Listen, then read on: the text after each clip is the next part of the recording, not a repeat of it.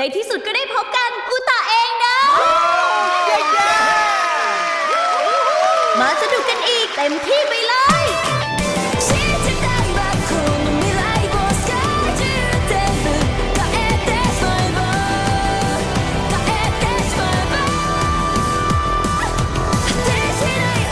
อุตะก็คืออุตะใช่ไหม ทำไมนายถึงได้สนิทกับปริศนาอุตาได้ล่ะ ก็ใหญ่เนี่ยเป็นลูกสาวของแชงนี่นะ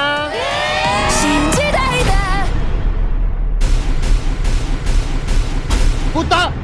ลูฟี่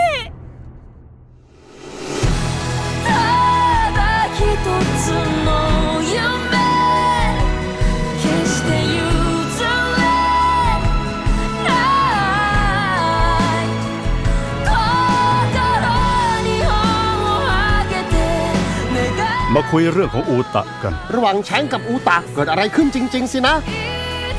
แชงทำไมกันล่ะหมอนั่นเขาทิ้งฉันไปนะ ก็เพื่อจะช่วยเธอยังไงล่ะ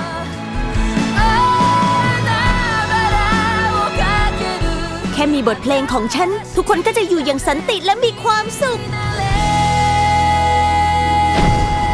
One Piece ฟิล์มเรด